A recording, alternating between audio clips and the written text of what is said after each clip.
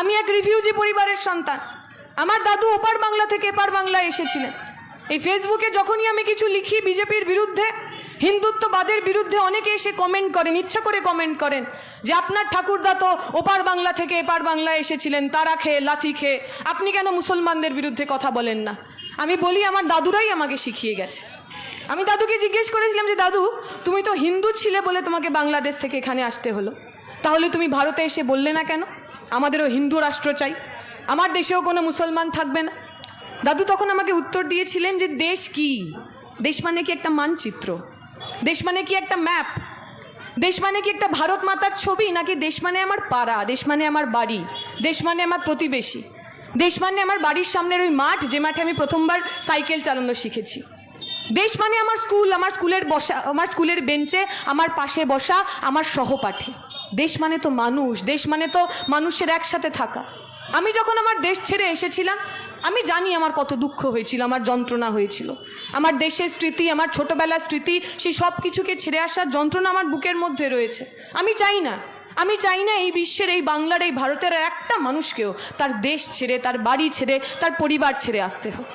দাদু বলেন তিনি যখন এপার বাংলায় এসেছিলেন, আমাদের মাথার ওপর ছাই ছিল না, আমাদের দুবেলা দুমুঠো খাওয়ার মতো অবস্থা ছিল না, রিফিউজি ক্যাম্পে থাকতাম আমরা।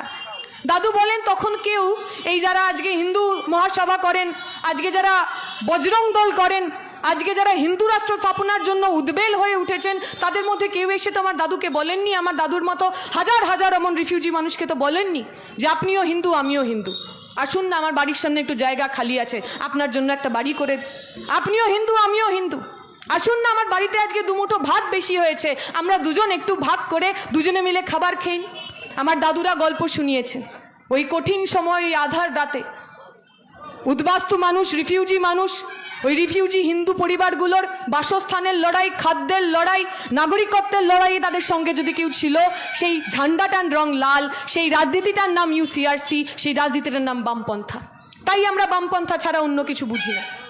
আমরা বিশ্বাস করি এই ভারতের মানুষ, এই বাংলার মানুষ, তিনি হিন্দু হন, তিনি মুসলমান হন, তার খিদের আলাদা আলাদা কোনো রং নেই। মুসলিমের খিদে আলাদা, হিন্দুর খিদে আলাদা, এমন হয় নাকি? একজন হিন্দু মা যখন মন্দিরে যান, যখন হাত জোর করে, এই কিছুদিনের মধ্যে দুর্গাপুজো হবে, দুর্গা ঠাকুরের কাছে হাত জোর করে প্রার্থনা করেন, কি চান তিনি? হিন্দু রাষ্ট্র চান? নাকি দুর্গা ঠাকুরের কাছে হাত জোর করে বলেন, মা আমার ছেলেটা মেয়েটা যেন থাকে দুধে ভাতে, ওদের যেন কোনো কষ্ট না হয়?